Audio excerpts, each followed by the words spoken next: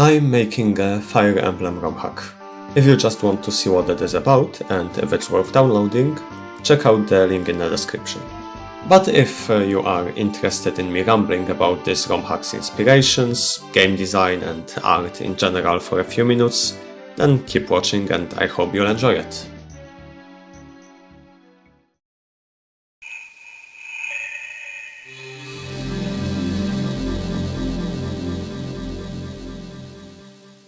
My adventure with ROM hacking began in late February, and it began with nothing but design.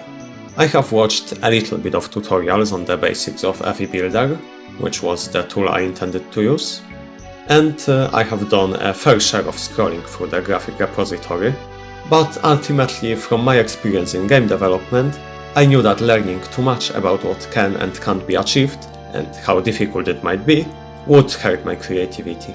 I wouldn't just think what can be done, but rather what can I do? And when you're new to a method of development, the answer likely is not much. On the other hand, if I allow myself to design with reckless abandon, I might have to give up on a few ideas, sure. Custom triangle attacks for instance seem out of my reach, but there will be those I would have discarded otherwise had I known what I was getting into, but now that they are already ingrained into my design, I'll put a lot more effort into figuring out how to make it work.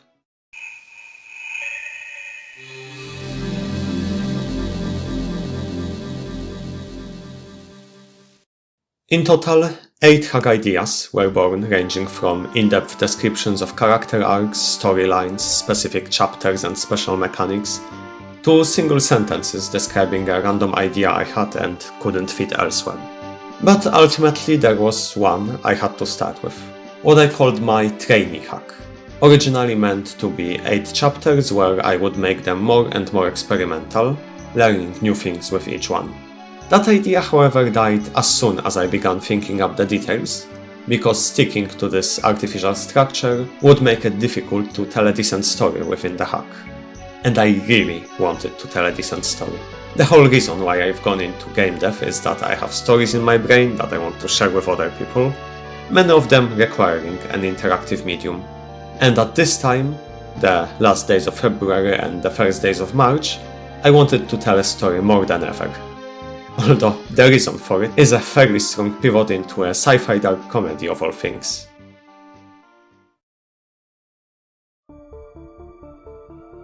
I don't remember why that was the time when I decided to give this series a watch. I've heard about it a few months earlier and put it down as potentially interesting, might watch at some point. But whatever the reason, that was when I watched it, and I realized that it was good. Really good. To avoid derailing this video with a huge tangent, I'll just say go watch it if you haven't. It's free on YouTube, you have no excuse if you can watch this video. But yes, it's good. And the thing about me is, when I experience a really good piece of art, I get this overwhelming need to make something myself. Something that could give even just a small handful of people a fraction of the experience that at the time is still fresh in my mind. So I got to work, knowing that this state won't last forever. Now, trainee in trainee hack referred to myself, as for all intents and purposes, I was a complete newbie at FE Builder. In a way, it was also a hopeful declaration. I may start with next to no skill, but I'll grow quickly. But I thought that it would be fitting if the main character was also a trainee, specifically a magic-wielding one, as such main characters are far rarer than weapon users. Originally meant to be just a regular pupil using E1 sprites, but I had trouble finding a fitting portrait on the repository. I did experiment for a short time with a tool for bashing together parts of official portraits, but because it creates ones without mouth and eye animations, I moved on from that idea quickly. Then I found this portrait of Idun as a child, which felt perfect for what I had in mind. A clearly young character with a fairly neutral facial expression. And what is it that I had in mind? Well, somewhere in between finishing writing out the original ideas for each of the 8 chapters of this trainee hack, and then discarding said ideas, I thought of a way to justify the constant influx of new mechanics. What if the main character wasn't a lord, and she wasn't just a trainee mage? What if she was a young, inexperienced god? one in the process of creating her first world, improving over the course of the story. And the original chapter layout was thrown out, but this idea remained. Because I love art about art, painting of a painting, a story about stories. It is a way of celebrating art in a meta way, which I just find really appealing. And in this case, it would be a creation about creating. And so, Ilma the Godling came to be, and joining her to fulfill the role of a Jagan, Alvis the Sage, playing the role of a wise, old, except not actually old, mentor.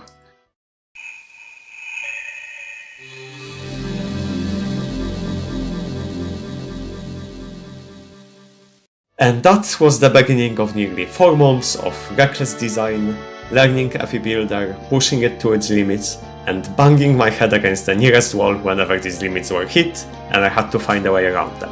The number of problems I ran into, many of which led me to scour the internet for the slightest hint of a solution, and failing to find it, experiment blindly until I finally figured something out. Even after I joined the FEU Discord, I often didn't get the help I needed, which would imply that other people weren't weird enough to try and implement the things I cared about, such as having an uninterrupted conversation, parts of which changed based on outside factors. One design challenge I gave myself was finding a way to combat an issue that was plaguing all of my playthroughs of Fire Emblem games and hacks. The fear of missing out that made me unable to accept losing characters. Which is a whole another tangent that I could and might still go on at some point, as I can see a few ways of solving it, but for this ROM hack specifically, the solution I wanted to try was to make it so devs don't take away from the experience as much as they change it in a notable manner. I'm talking about things like replacement characters, special events which occur based on which characters are alive and which ones are dead, different items and different story beats, and in one case, which I have planned out but not implemented yet, one of the character devs will begin a side quest, which if completed will give the main character a different promotion to what she would normally get. But I didn't stop at character devs. I wanted the entire game filled to the brim with various details that make every playthrough more unique. Take support conversations, for instance. Fire Emblem supports can be imperfect, talking about combats that couldn't have actually happened at this point, not acknowledging that someone they talk about is dead, etc. And that's fine. People really aren't complaining about that, except my perfectionism knows no bounds. So if there is a support conversation where a character returns from scouting the battlefield, for instance, then that conversation will have 4 different versions of the report depending on how many enemies there are on the map. And if there is a support conversation which mentions another character, it will change depending on whether this character is alive, dead, or was never recruited, and an item you receive from that conversation changes as well. There is more I could probably be talking about, but I think this will do for now.